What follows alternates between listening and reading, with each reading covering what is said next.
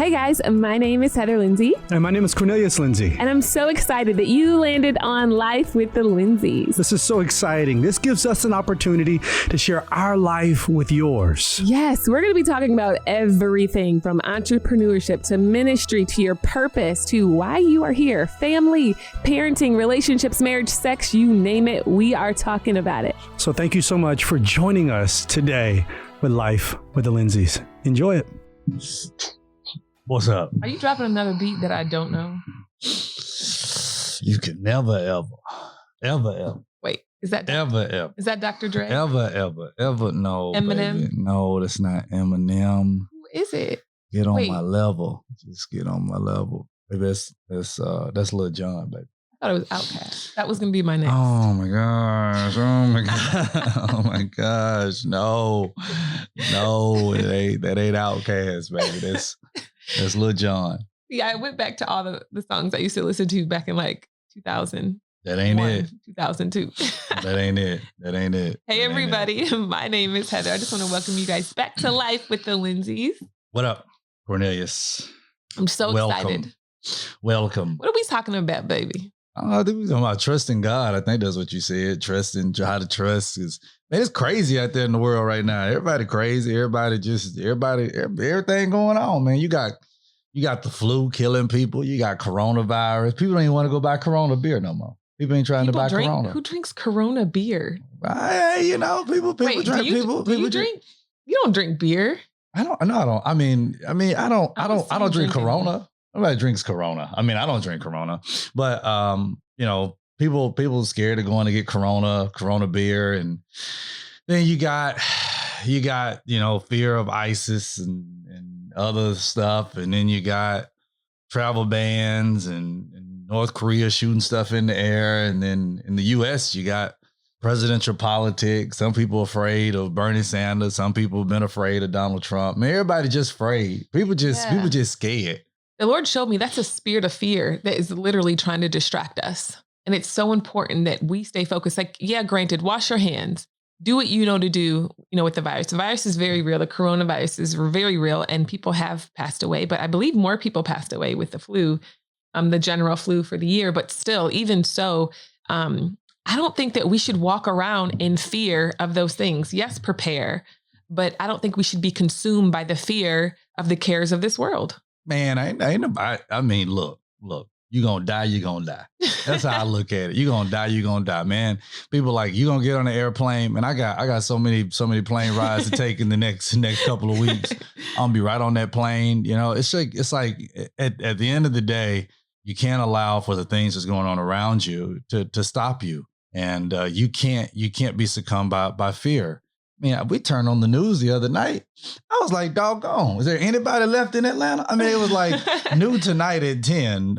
Young man was just shot behind a building. And then the next story, somebody was killed in a parking lot. I can't watch that stuff. Then the next thing is somebody was murdered. I'm like, good. Is there anybody left in Atlanta? Is there anybody left? We are left. I was like, baby. Good gracious alive. But I'm just saying, it was like, it went from that story to this story to home robberies to they're breaking in cars and they're doing this, and here's your precaution. You better take precaution, and you better do this, you better do that. And I'm just like, bro, look, you better get your Glock, just get it on deck, do what you got to do, and just live.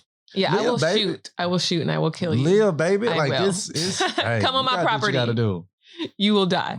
But I love Job 14:5. It says, since his days are numbered and the number of his months is with you, God, and you have appointed his limits that he cannot pass. And that just pretty much means that we can't live beyond our time that God has given us here. So everybody on this earth is on this earth for a set amount of months. And I just wonder if we are getting so caught up in the fear and the what if, like just because something bad happened to somebody else does not mean that it's going to happen to you. We can't take on the fears and the cares of this world. And it's so important that we guard our heart, because out of it flows the issues of life. So you have to ask yourself, what are you planting on the seed of your heart? Like, what's going in? Is it all the news stations? Are you worrying? Are you fearing? Are you like, oh God, I'm going to die. I'm so worried. I'm afraid. Or instead, the Bible tells us to think on good things. It tells us to believe the best. Think on things on heaven and not the things on earth.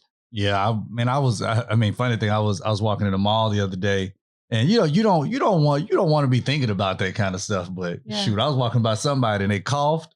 I was like, no, bro. Well, dang. I was like, no, bro. I had to catch myself. Like, you know what? Honestly, like I gotta make sure I get my mind right. If I'm gonna be afraid and scared about something that can happen to me, then I'm not really putting my trust in the Lord's hands, and put my life in his hands. And I can take all the precautionary measures that I want, and yes, take everything that you need. Be safe in everything that you do, no matter if you're traveling globally. Make sure that you're safe. Make sure that you know where you're going. Make sure you know your surroundings. But at the same time, don't stop living just because things are happening around you. Like, I think a lot of it is fear mongering. I think a lot of it is just is just a push of fear. Yeah. And I don't know. I guess you can say I'm a conspiracy theorist in many ways, because I look at some of this stuff and I'd be like, man, y'all pumping fear, bro. Y'all pumping fear, and then I have this whole theory in my head with pharmaceutical bit. I don't know, but I'm just saying, with witchcraft, whatever. But I'm just saying, man, you cannot allow for fear to dictate your life. You cannot do it. And I mean, even if we look at the forerunner of our faith, we look at Jesus, and we see that, when it came down to those individuals with leprosy and everything else, it wasn't, he didn't shy away from being around them. He still approached. I mean, he knew that healing was something that people need. And if we as believers, for those of you who are listening who are believers, for us as believers, we can't shy away from giving people what they really need because we're afraid. Yeah. It's like, we got to come out of our shell and say, you know what, I want to help anybody I possibly can. So you can't be scared. That's real. Can't be scared. That's real. Psalms 91:5-7 is one of my favorites. It says, don't be afraid of the terrors of the night, nor the arrow that flies in the day. Do not dread the disease that stalks in the darkness, nor the disaster that strikes at midday. Though 1,000 may fall at your side, and though 10,000 are dying around you, those evils will not touch you. And I love that promise from God. So the cool thing about the Bible is if you go throughout the Bible, you will see so many promises that God has given us for his believers and for those who are saying yes to him. So instead of focusing on all this stuff that's going on, I want you to understand that this is clearly a distraction from the enemy to get your mind off of what God needs you to do in the season. Because if your mind, if your heart is being pumped with fear and worry and doubt, that is going to translate to your everyday life. Then maybe you won't feel like you have as much faith to write that book or to start that business or to walk by faith or to lay hands on somebody to be healed in Jesus' name. What is decluttering your mind? What is trying to keep you from doing what God wants you to do? Yeah. I mean, you're over here looking up Bible verses, and I've taken a word from Killer Mike and T.I. They say, so I ain't never scared. I ain't never scared. Yeah. I ain't never scared. I ain't never scared. So I'm outside of the church, and they think I'm a punk. Wait. No, I'm just playing. Those are lyrics. Maybe so, but nevertheless, you cannot be afraid if you live knowing, or if you live with this idea that you're going to be that something's going to happen to you all the time. Then you're never going to do anything in life. And you got to understand something. Perspective is wealth. Perspective as well. That means that your perspective has the power to shape your reality. So what I mean by that is whatever you focus on the most is going to ultimately become your reality. That's why in the book of Philippians, it says that this letter to the church in Philippi, it says, dear brother, and it says, whatever those things which are pure, wholesome, of good report, it says, think on these things.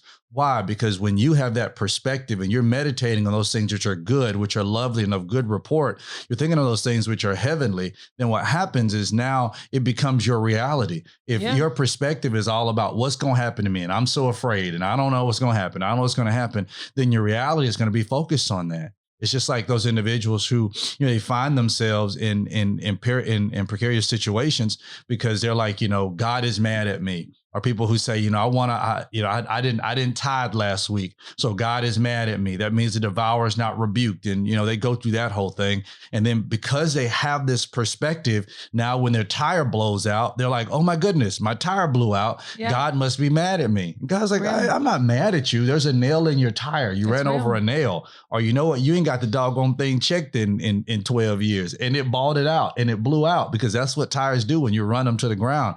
So, at some point you got to check your perspective. And if you don't have the right perspective, you got to change it.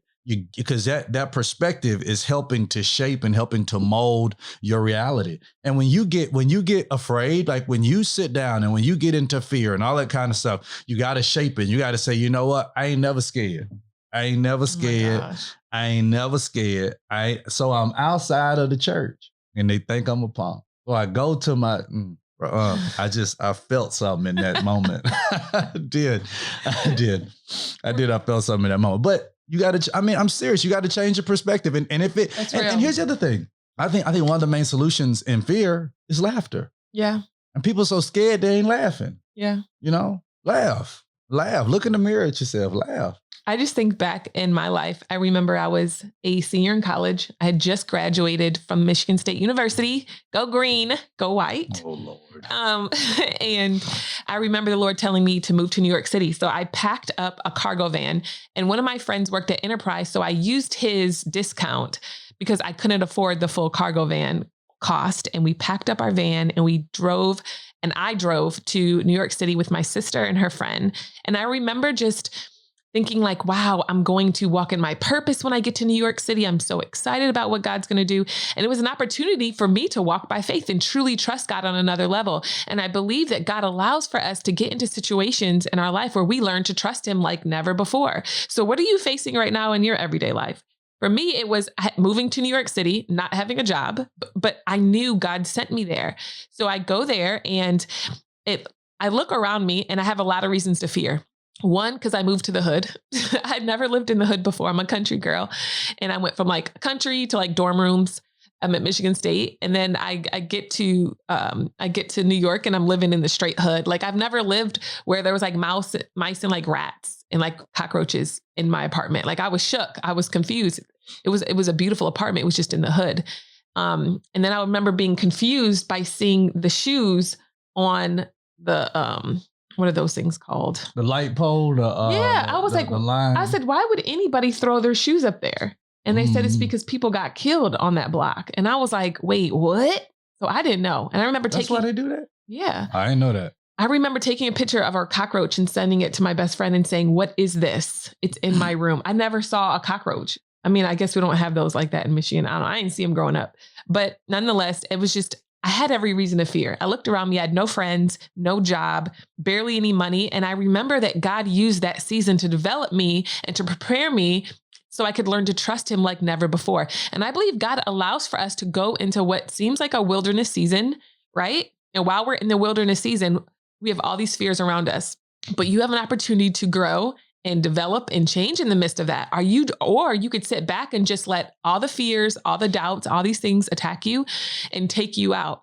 And I'm glad I didn't allow for those things to take me out, because I met my husband in New York City. I met some of my closest friends that I still talk to this day. And I was able to really start to see the beginning of my purpose going to that place. Yeah. I mean, there's been many times in my life where I've been gripped by, or fear tried to grip me, but I feel like I have a gift of faith. Yeah. Where I'll tell you real quick, I don't care. I'm going to do it. It don't matter what you say about it. I'm going to just get it done. And, but I mean, when you get in those situations and you become afraid, that fear will paralyze you. Yeah. And oftentimes when people come face to face with fear, they either run, they either freeze, or they either fight. And at some point you have to make a decision which one you're going to do, because it's not like the fear is going to stop. Yeah. It's going to continue to go, but you got to ask yourself the question: when I come face to face with it, am I going to run? Am I going to freeze, or am I going to fight back? Yeah. And life goes to those people who say, I'm going to fight back against this. I'm not going to keep freezing. Because some of y'all may be listening right now, and it's been 20 years of you being frozen. That's you real. You That's froze real. because of something that, somebody said, and you're frozen. You frozen because of what we think somebody's going to say about you. You're frozen because of an idea of what you think that somebody is going to say, or what somebody's going to do to you. You're frozen because of what somebody did to you in the past. You're frozen. Fear is the delusion of fear is that it ain't even happened yet. Isn't that crazy? It ain't even happened yet. You are already scared. You need to look at yourself in the mirror and you need to say, I ain't never scared. Now we're gonna take a little break right now. When we come back here, I want to talk about them scary movies though. I want to talk about them scary movies and all the stuff that happens, and all the stuff that we do that puts fear on the inside of us. So my husband has been playing Best Fiends on his phone all night, to the point where he has gotten our 6-year-old son, Logan, on Best Fiends. And it's amazing because it helps me to calm down. It helps me to de-stress. It is one of those things that helps to really just jog my brain. I love it. I'm on a level 247 right now. I mean, it's just a really exciting puzzle experience, unlike any other puzzle game that is out there. It's a way for me to engage my brain with fun puzzles and collect tons of cute characters. Trust me. With over 100 million downloads, this 5-star rated mobile puzzle game is a must play. Download Best Fiends free on the Apple App Store or Google Play. I've downloaded it. I love it. I love to play it. That's friends without the R. It's Best Fiends. Everybody says Best Friends, but it's not Best Friends. It is Best Fiends. Make sure you download it today. All right. So, I don't know. I mean, you grew up with white people. I don't know. Oh gosh. Did your mama let you watch scary movies? Yeah, I watched Freddy with my sisters. Freddy Krueger. Krueger. Oh, you watched A Nightmare on Elm Street? You watch, your mama let you watch that? Well, I don't think my mom did. I was with my sisters and my brothers, the older ones, the generation above us. So yeah, like my mom would, be at the grocery store or something. We would turn it on. like going to the town you grew up, that does it looks like the setting of where those movies would take place. Well, thanks, baby. Thanks. But it's crazy though that you're right. Those things can plant seeds in your heart for later on in life. Yep. So how many harvests do we have in our life right now because of seeds that were planted even when we were children? Yeah. Yeah. I mean, when I was a kid, I think what movies came out? I watched Nightmare on Elm Street. Yeah, I remember that. Freddy Krueger really didn't scare me as much. He didn't scare me as much. Jason Voorhees didn't scare me as much. Michael Myers didn't scare me as much. You want to know what really got me? What? Them doggone gremlins. Really? Them gremlins got me. I remember those gremlins. Because when that water hit them, I said, no, bro. Them gremlins. I remember the gremlins. Them gremlins got me. And then remember when Child's Play came out with Chucky. Yep, I remember Chucky. And I'll never forget watching Child's Play. And my sister, I was in the bed and I had a rocking chair in my room and I had all the lights off and my sister flicked the bathroom light on and started rocking the chair and ran out the room. And when I tell you, I probably peed in the bed that night. I was so scared. But those things, they put fear on the inside of you. What happens is you start looking around. And because that becomes your perspective. And, I know it's been me. I've been in the shower before and you got the shower curtain closed and you trying to wash your hair. Like the first thing I think about when I'm washing my hair and I got soap coming down, I can't open up my eyes. I'm thinking, yep, I'm about to die. He right behind me. I was going to say then, why do you watch so many scary movies still? Oh, I don't think like that anymore. I mean, I don't care now. I mean, it is what it is. You come up ahead. I mean, it's fair game. But I'm just saying, I'm just saying, right now, that's not an issue for me. I enjoy watching. And the crazy thing, I don't even watch scary movies. But you watch scary stuff. I don't watch. It's like not First scary. 48. First 48 is not scary. He or she is already dead. That's life. And I'm just trying, I'm watching it because it's suspenseful. I'm watching it because I'm seeking to see who did it. And I like to be able to figure out who did it. Like, yep, Man did it. Man did it. And Tay-Bay gonna tell on Man. But I believe it affects you because when we go on our trips together, like we were in Cabo, we were at the flea market, you're freaking out. No, that wasn't because of First 48. I was freaking out because of the environment, because I want to make sure that I'm protecting you. You were doing a great job. I don't know. I don't like anytime we're out. I want to go. Especially when it's a lot of people. And a flea market is like Come on, Flea bro. markets are the best, you Man, guys. flea markets where they They're snatch my you up. favorite. Flea market, you be sitting there looking at a purse. Next thing you know, you in the back of a van. Baby, where did that come from? I'm just saying. It came from somewhere. I know where it came from. Where it come from?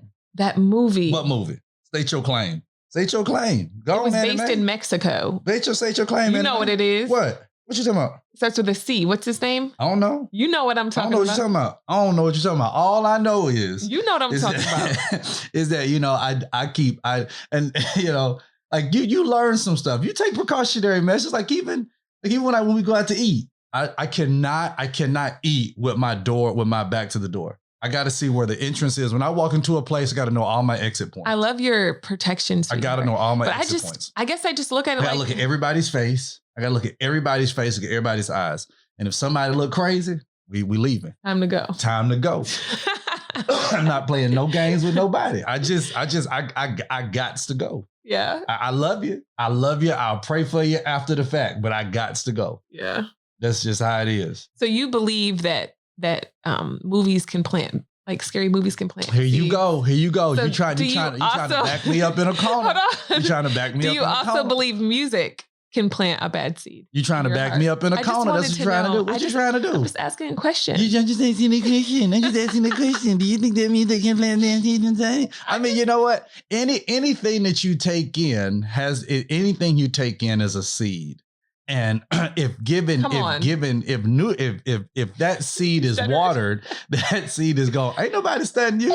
Look, ain't nobody studying you. But if that seed is watered, then that seed can grow. It don't matter what you put on the inside of you. And then here's the thing. You can also create this other narrative that just isn't real. And some people create a narrative that just is not real. Are you putting breast milk on your eye? I am. My eye's hurting. Breast milk kills everything. Oh my goodness gracious. Not in the middle of a podcast. You putting breast milk on your eyeball. Look, you know what? I had bit the side of my cheek and I put some in there the other day and it healed immediately. It's like you bit the side of your cheek. And it was sore. So I put some in my mouth and it just healed it immediately. I just say you wanted to drink some breast milk. How you gonna put some breast milk on the inside of your mouth? I didn't drink it. I put it on. I had a purpose. Okay, back to the point. Back to what point? So you're telling me that there is a harvest that comes from the music you're listening to. Talk to me. Look. What I'm saying is no matter what you put on the inside of you, come on, that it has the potential to grow depending upon how much you water it. Right. Yes, that is exactly what I'm saying. So you think we should avoid some seeds altogether, would you say? I just want to know, just asking questions. We talk about fear, trusting God. I just want to know. Yeah, trust. I mean, hey, you can avoid whatever you want to avoid, just pertaining to your own convictions. and with, the same way I avoid tofu. Yeah. And I avoid everything that gives life to veganism. Yeah. Because you're about to have the vegans dragging you. Let me remind you again. Can we do this right now? A cat in Sahara. I care more about a cat playing with a ball of yarn in the middle of Sahara Desert than I do about somebody who cares about it. Here's the thing. I've had vegans come out to me before. I was a vegan for 2 years. I don't care how you eat. Let me eat how I eat. When did we ever become these people in this world today to become so sensitive? Yeah. Like when I was growing up. And self-righteous. Like when I was growing up, bro, like I had somebody who told me, how dare you call yourself a pastor and a Christian and you support animals being killed? Like, what you talking about? They were sacrificing them in the temple. But my thing is this, even beyond that, it's like when I was growing up, I don't know, maybe I do this because you grew up white people, so I don't know how y'all do it. But did y'all used to joan? Joan is like joke with each other. Oh, Jesus. Is that what that means? Well, to be offensive. I need a dictionary. Yeah, I need an African-American dictionary. It's like joan. Yeah. It's like joking. Yeah. So like you're joking. Sometimes. Like you never looked at somebody and be like, stop sign face. Oh, stop sign face, little boy. You ain't never done that? Okay. No. Well, joning. I wouldn't want to be mean to anybody. And see, I think the majority of people like that we confront or that who always come after us, whatever it is, they would not last 2 seconds around a lot of my family members. They would not I last agree. 2 seconds around them. Their feelings would be crushed. That's real. And it will be so bad. And they don't realize, because they're like, oh my goodness, that person's talking about me. Yes, they're talking about you, and it's going to be okay. You get stronger and you get better from it. And you can call it what you want, toxic, whatever it may be. But we had a good time back in the day. I mean, you know it's bad when like the first thing your family members say when they see you is, you sure did gain some weight. You like, that is not a greeting. That's my family. So the first time I was around my husband's family, my now husband's family, was Easter, and they were so mean to each other. I was confused. We were all laughing because we used to. So they all thought it was funny, but one girl funny. had gotten some more food, and her man was like, "You getting some more food? You fat. You don't need no more." He food. said, "Girl, what you getting some more food for?" Joe was He said, so funny. "You eating all the food in the house." He said, "You ain't gonna have no more food left in the kitchen." And I just wanted to go hug her and just say, "I'm gosh. sorry." What did she do though? What did she do? So she laughed it off, but I wonder if they've created this shell, Oh, right? my To just gosh. deal with the attack. And probably so, and she probably need therapy for it. But you know what? We move on and we just keep going. I was like, But my baby. thing is, everybody's so sensitive. It's Yeah. like, how dare you not believe what I believe? It's like, I mean, go kick rocks, open toe shoes. That's what happens. Like, nobody's not going to believe how you do. Yeah. Nobody's going to believe entirely. Like, some people are all about saving plants and trees and stuff. And Yeah. I mean, plant more of them. I mean, who just keep walking? Yeah. Like, if that is your conviction, live with your conviction. If you like to eat eucalyptus plants, eat it. I love it. Yeah, if that's you, if you like to have, my idea of a salad is hard-boiled egg, bacon, and some chicken or like some salmon and like 2 or 3 pieces of lettuce. That's a salad to me. Yeah. You can even leave the lettuce off, and that will be the best salad without the lettuce. Yeah. Just the bacon, the egg, and the salmon. I feel like With some ranch dressing. No, probably Caesar. I feel no like croutons though, because I don't do that. is this like a sign you want me to go make you a salad? I'm gonna give you one today. I'm good. I'm Gucci. Okay. I just feel like we have become a world that's just, if somebody thinks differently than we do, then they're wrong.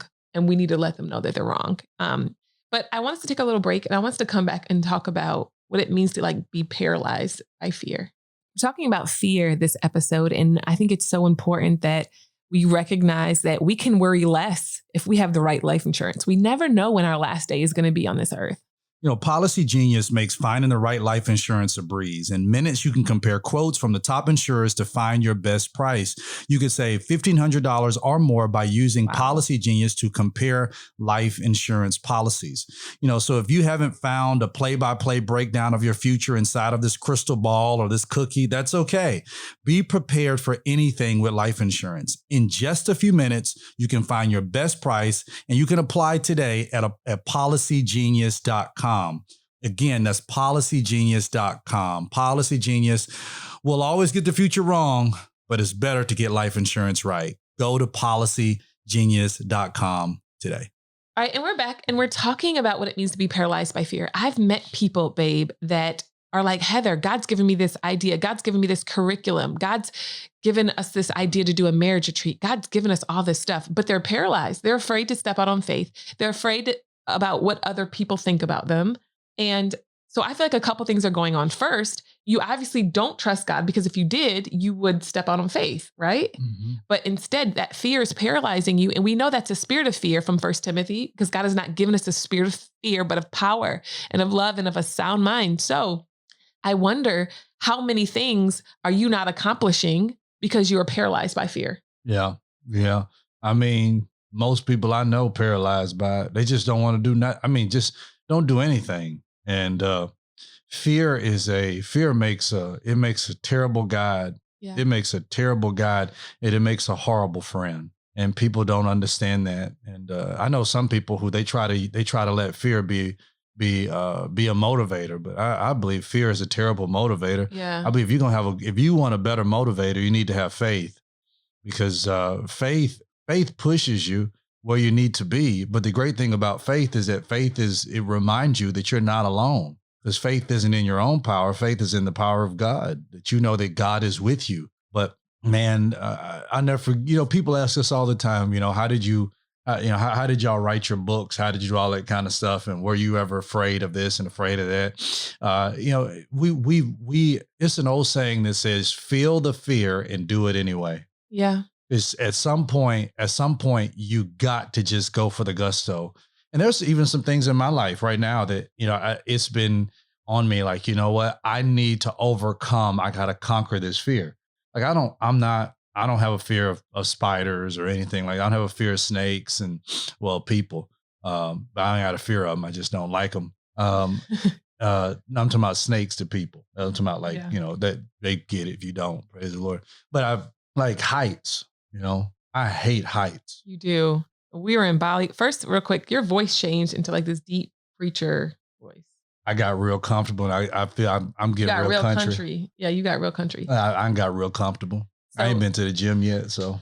All good. So we were in Bali and we went to this place. I forgot what it was called. But they had lots of heights. Like it was this beautiful, it looked like something in heaven. What, that swing thing? Yeah. Child, I'm not getting on that mess. Did you see that swing go on out there and that swing break? So all of a sudden you flying out into a mountaintop in Bali. Where did that come from? What's about where it come from? That's common sense. Because you have planted fear into our children because they won't get in the ocean with me. I give them reality. I give them perspective, which helps to shape their reality. It is my job to protect. So he's told our kids that there's sharks in the water, which there is. Are there not? What is the chances that they're going to get ate by a shark, babe? I don't want them to be a casualty. Because it could happen. Have you ever been bitten by a shark? No. Oh, but you could. And I've been in the ocean. I've swam in the ocean. I was one of those people when I met my husband that I would swim all the way to like really, really deep in the oceen where I could not. Why would you do that? Because I love the ocean. I never swam in the ocean. I mean, I love getting knocked over by the waves. My thing is, if God wanted me to swim, he would have given me scales, and fins, and gills. He just didn't. Yeah. God said, you know what, son, even though you are in water in the womb, when you come out, I'm putting you firmly on solid ground. Yeah. I'm having you to stand upright. I'm having gravity to hold you down. Like God purposed how he wanted me to live. And then he says, you know what? You can have dominion, but dominion don't mean be foolish. Dominion says I can have dominion over the fish, but I'm not going to go out there to where they live because they don't want me. They don't like, what if fish came out here where we live? But they do. And it's on your plate. Yep. I'm glad you just stated your own case. I was waiting for it. But the thing is, they didn't come. I brought that one. No, you picked it up at Whole Foods. I'm just saying. I was just like, you don't go out. Let's like in the woods. Baby, you go hunting. You go in the woods now. Yeah, I do. But how come it doesn't translate to our trips together? And everybody asked, oh, when you guys were in Cabo, did your husband get on a boat? No, but you better believe. Why? But why did I not get on the boat? Be honest. Why did I not get on the boat? He has no reason. Zero. We had an amazing trip. We had so much fun. We got to connect. But you know what I'm going to do? You wanted to get on the boat to go see the whales. But we could see the whales from the room. We saw the whales from the room. And then in the room, they actually had, they gave everybody binoculars. So we were able to see the whales. Baby, but I'm adventurous. So you have to allow for that why you want to be up close though? Of our relationship to still be here. Because that's who I am. I'm adventurous. I told you can go. You can take your adventurous mixed tail out there. Oh, next time I'm going to book the boat. You are not going to go out there by yourself. You're not going to go out there by yourself. Oh my goodness. Don't do that. Baby, because if I book the boat, then my baby's cheap, y'all. He cheap. He don't like spending no money. So I'm just going to forward him the receipt that says non-refundable. Because I feel like you can create new memories when you get out of fear and you step out on faith. Come on. When you think about all of our memories, yeah, you don't have memories from just sitting in our hotel room. We have memories of riding up El Yunque. Yes, I do. We have memories of that El Yunque ride was just it was torturous. And then you had me to walk for 45 minutes to an hour to go to a waterfall that you claim was so beautiful that you saw somewhere online. Then we get there, that doggone waterfall looked like a faucet drop. Okay. I was like, are we, this is what I walked 45 minutes for? Now I gotta walk 45 minutes back. But just think about all the places where we were adventurous. And you're talking about like the road to Hana? The road to Hana. That was like 4 or 5 hours of driving 5 miles up a volcano that I thought I was going to die on. Baby, but you lived to talk about it. I did. I lived, but we almost died. No, we didn't. I don't even think about that stuff. We saw some beautiful things going on. Remember that little plant that, like, when you touch it, it caved in. That was real cool. Then the different trees, and then we saw the real bananas with the seeds, and we got the banana bread. And I need to make some more of that banana bread. It was really, really cool. That was really, really fun. See, that was really fun. When you're adventurous on trips, we have great memories. The black sand beach, ATV, the pineapples, all that stuff. We didn't know ATV. Oh, we did that in Aruba. We did the ATV in Aruba. That was fun too.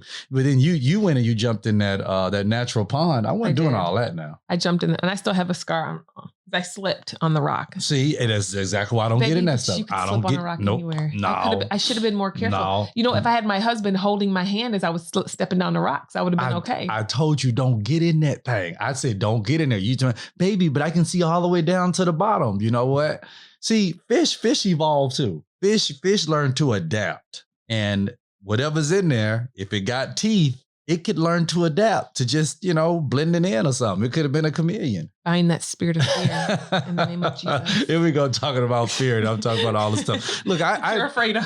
I ain't never scared. I'm just saying. I'm saying, be careful. That's all I'm saying. I mean, we've done some amazing things, and but it's just some things like, when it comes to heights, I just don't care for heights. Where do you think that came from? When I was younger, and I got on my first roller coaster ride was at Disney World, Space Mountain. Okay. And I don't feel like I was strapped in all the way. That's what happened. So, something was planted, then it was watered, and now here's a harvest. Yeah, I don't feel like I was planted in all the way. So I felt I was gonna fall out. My mom was behind me screaming, holding me the whole time. Then we was going upside down. It was dark, and then the stars, it was like stars were inside of it. And yeah, to this day, I hate that place. But the thing is, and it's all because you hate a whole place because of one experience. Oh, and because of one experience. I mean, I hate Disney World because of the whole experience. Yeah. They say it's the happiest place in the world. I think it's the most expensive place in the world.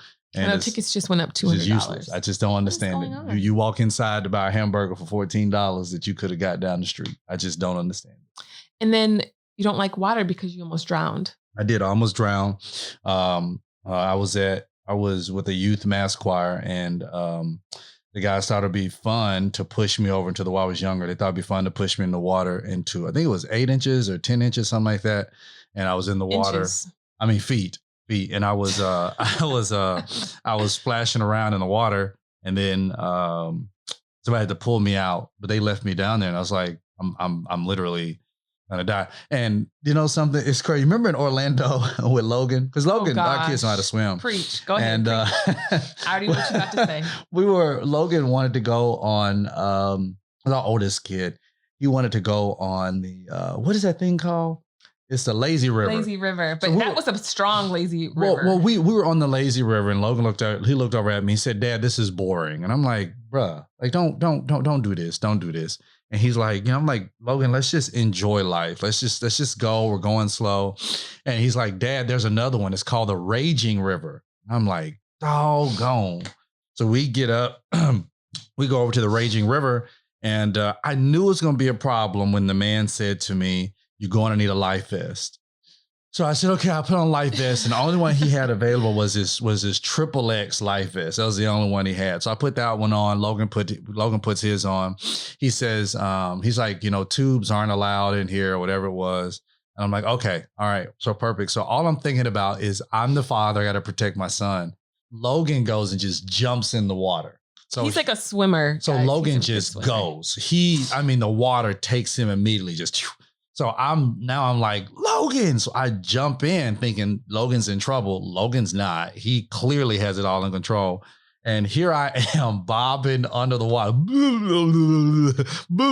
Hitting my head up against the.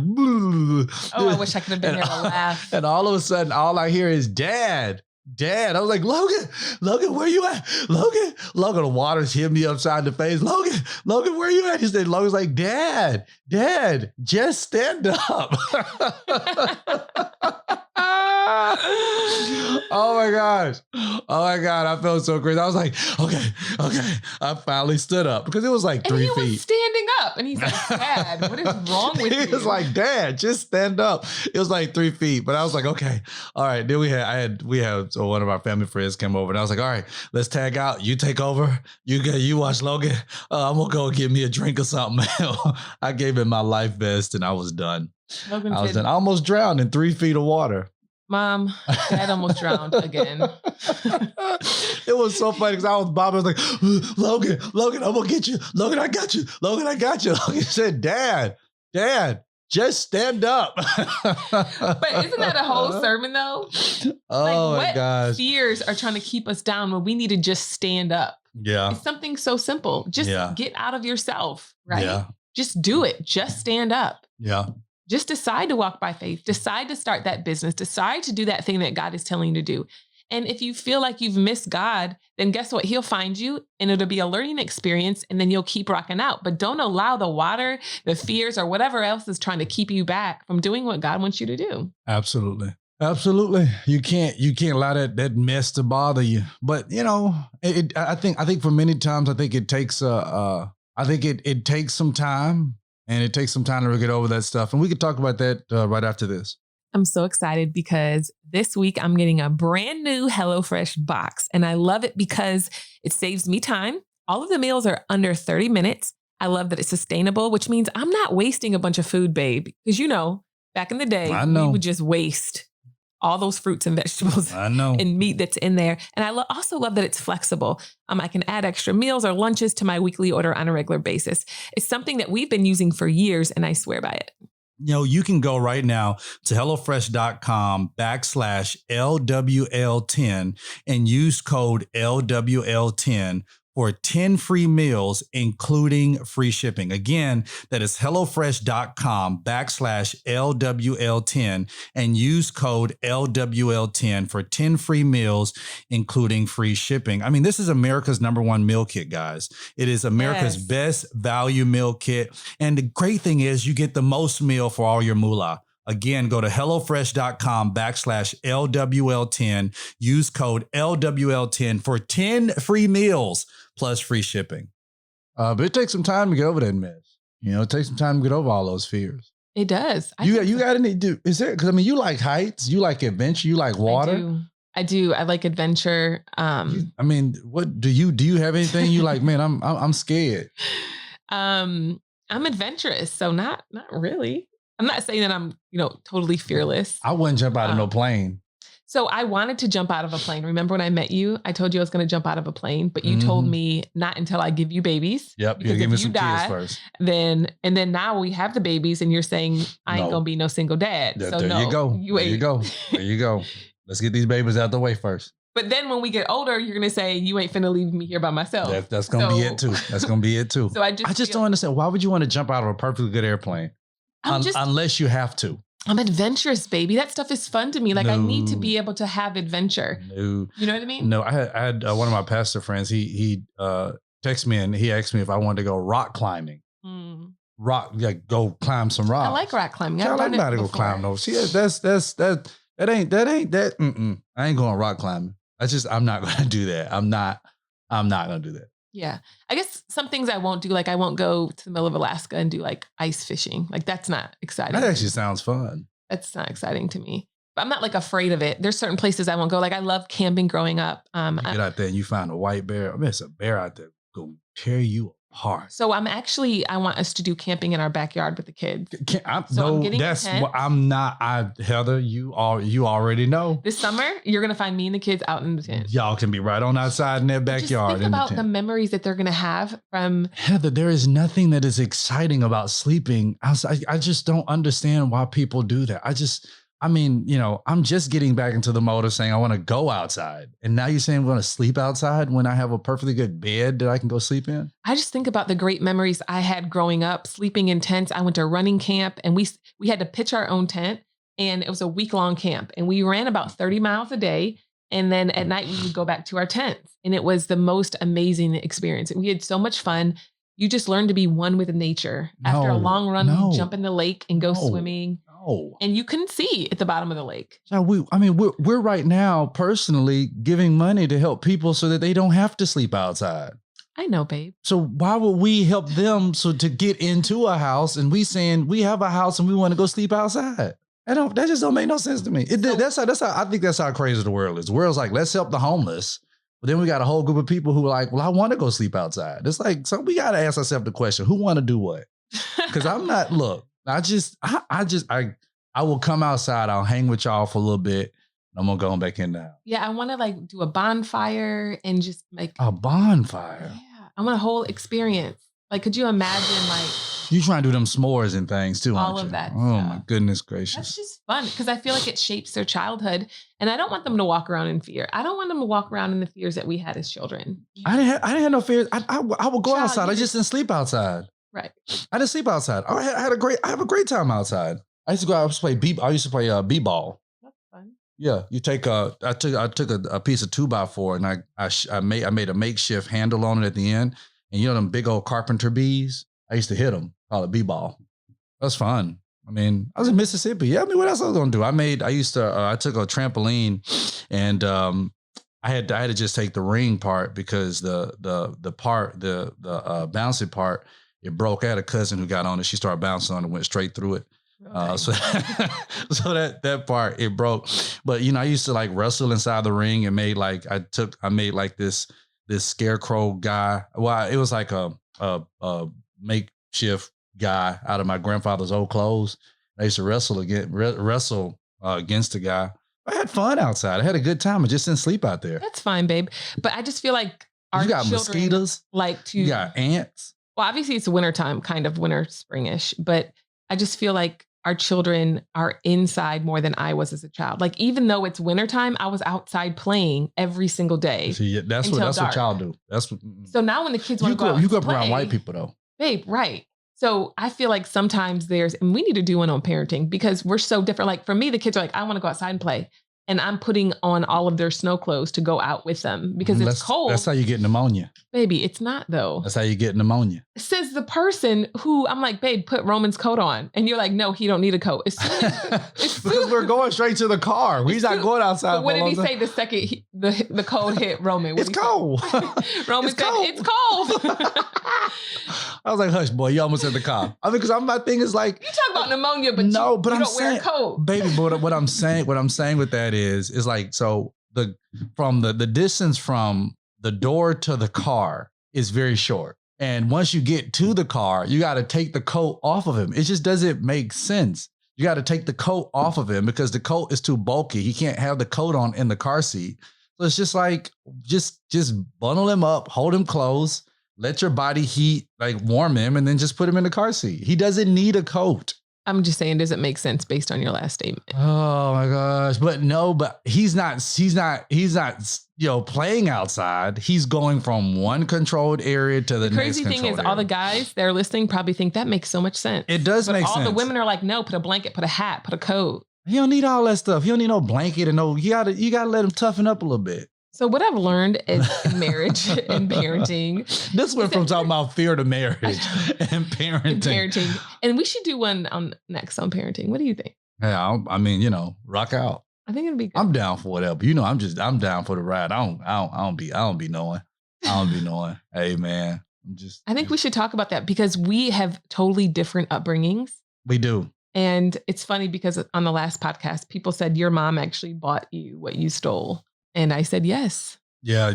And they said my mama would have whooped my tail. My mom would have tore me up if I would have stole from a store. Oh, child, no. I know. To this day, stealing is something that you do. That's something I don't think twice about. My mom used to always tell me, like, you don't ever steal. You don't ever steal from anybody. You let me catch you stealing from somebody. And that's for anything in life. You don't do that. So no more set it off. No more. Yeah, don't say that. Don't say that. Well, you said that. I was like, oh God, just don't, man. Because the black man in me was just like, really? That's what you thought? But you know what? The crazy thing is that, even for me as a black man growing up in, very country town in Mississippi, I had a lot of misconceptions about white people. It's very true. Until you met my family. Well, I mean, a lot of those misconceptions I had turned out to be true. Because I mean, I mean, because like, Y'all can see my face. Unseasoned food. Remember the first time I had dinner at y'all house? Is that what we're doing? Remember that? Remember the first time I had dinner at y'all house? Are you really talking about? I'm just... So the next Thanksgiving, he complained so much, you guys. The next Thanksgiving, I cooked a great majority of the food. I made the turkey. I made everything because I wanted him to have that Thanksgiving experience. It wasn't like it was bad. It just didn't have any season to it. And I knew it was going to be a problem. And it's going to be a problem. Remember when Mom, she's so cute. She's so sweet.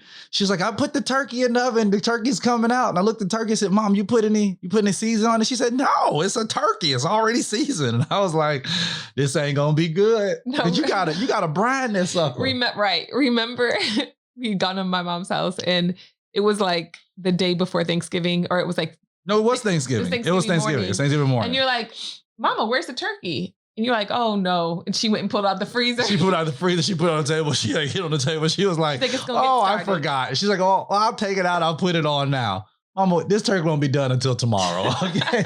This thing have to unthaw. This thing takes a while to cook. We got to brine it. There was 1 year. Was it 1 year or 2 years I cooked? 2 years. Yeah, I cooked. And I was like, 1 year. You cooked everything. Everybody was shook. It was great. But you were so exhausted. I was exhausted because I was like, look, we gotta have a Thanksgiving. We get some chicken dressing, some turkey dressing. You're like, I've never had food like this in my life. Butter beans. We had black eyed peas. We had collard greens, turnip greens. You can throw down on Southern food, baby. Oh, you give me some time in the kitchen. It was some Southern food. That's a good idea. Why don't you make me some vegan Southern food? See, I don't know how to do all that tofu. Hey, listen, baby. I watch you in the kitchen and you be having to press that tofu with skillets and tofu pressers, and then you got to cut up your vegetables a certain way. Then you be seasoning all that kind of stuff. I don't do all that. All I do, I throw everything in a pot. You're supposed to season in layers. No, baby, that ain't how I grew up. I don't season everything in layers. I put it all in the pot, and then I keep seasoning. And I just keep going until my ancestors whisper in my ear and say, that's enough. And I use my Lowry's. You got to use some Old Bay. You use some garlic salt. You use some garlic powder and some onion powder. Can we omit Domino white sugar for the rest of our life? I mean, I don't like Domino white sugar. Like I feel like if you put white sugar on your sweet potatoes, then they ain't sweet potatoes no more. You just wanted a dessert. At some point, you got to admit that sweet potatoes are already sweet. I don't understand why you put Domino white sugar on sweet potatoes. I agree. But totally agree. Hey, I'll rock out, but you gotta let me cook it how I do it, because I don't know how to make that vegan stuff. I'm cool with that. Just don't put meat in it. I'll see. Or dairy. I don't really put dairy and stuff. Okay. I don't really. Well, eggs. I do. I put eggs. I mean, you gotta put. I mean, babe, there's an egg replacement. I'm not putting no egg replacement in no turkey dressing. No, in vegan dressing. Vegan dressing, baby. I made you vegan dressing before, right? But I put egg in it. What?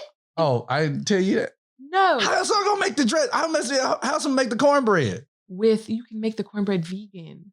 Cornbread vegan? You told me it was vegan. It was. I mean, it was vegan. Probably why my stomach was jacked up. It was vegan plus. Whatever. It was strictly vegan. Well, I'm just excited about the new challenge for all of our listeners. I will be posting it on my Instagram. See, now I'm scared. Next couple weeks. My husband is going to be cooking me a vegan spread. Oh, he's going to wine and dine me. You want a vegan spread for real? Yeah. I want you to make it for me. I'll make you like some Southern fried tofu. Yeah. I don't even know what else. I have no idea. I don't know what. I guess mac and cheese, sweet potatoes. I don't even know how to make real mac and cheese. I've never eaten mac and cheese in my life. Why don't you look on our app? Look on our app. What app? Oh, our app. You got a recipe on there? I have over 80 recipes on there, including a green bean casserole, including the vegan mac and cheese, exactly. How bad do you want it, baby? I don't want anything. I don't want it. You're not going to wine and dine me? I will. Well, okay. I don't want wine though. I don't drink wine. So I need you to green juice and dine me. Oh my God. And then I'll do it for you afterward. Well, you can wine and dine me. I'll take the wine. Oh gosh. I'll take the wine. I'll take the wine and the dine. I don't. I mean, yeah, I look at it. Maybe I look at it. Okay, babe, I got to catch a flight. But I just want to thank you guys for tuning in with us. We love you guys. We see all of your feedback online and we just love y'all. We appreciate you guys. You guys have truly become like a family for us. So we love y'all. God bless y'all, man. Y'all be good. Make sure y'all tell mama and cousin them that we said hi. Tell them we said hi. And tell them to also subscribe, all that great stuff, man. We love y'all so much. Again, we're on Instagram, Twitter. This is Cornelius and Heather L. Love. And also you can go to our websites, CorneliusLindsey.com and HeatherLLindsey.com. And I cannot wait. A week, I'm going to be launching my newest podcast entitled Silent Majority. So if you want to get some more of me, I'm going to be doing that. I'm going to have some people on there with me. I'm going to be doing some talking myself, but it is a political podcast. So if you don't mind, listening to some different views, and in my first episode, babe, yeah, we talk about having a woman president. Wow. And I have my guest says I will never accept a woman president. It's gonna be good. Okay. It's gonna be polarizing. It's gonna be great. It's gonna be amazing. Okay. It's gonna be amazing. Sidebar. I'm gonna let that go for a second. Sidebar.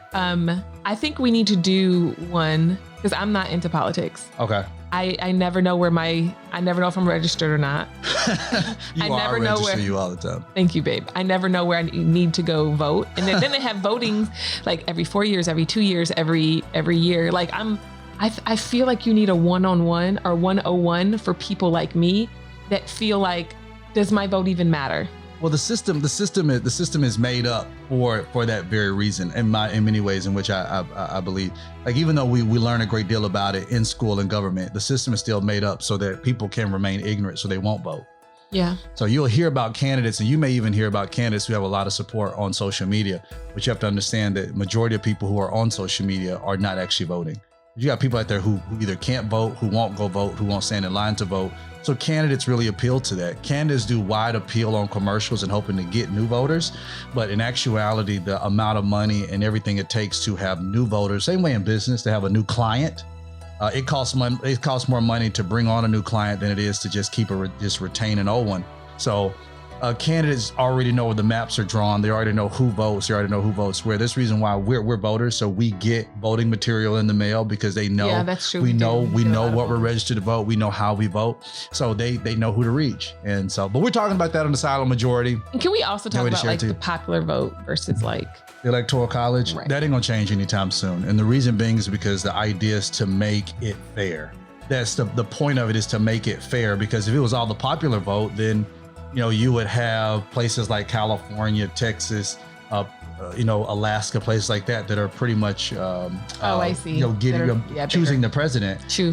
Presidential candidates would only campaign in those major states. So it's really putting other states in play, like Massachusetts and Vermont and Connecticut. We're going to talk about all that kind of stuff. I love politics. I love talking about it. Have some people on. It's going to be polarized. It's going to be great. But love you guys so much. Life with the Lindseys over and out. And please make sure you tell people, hashtag it.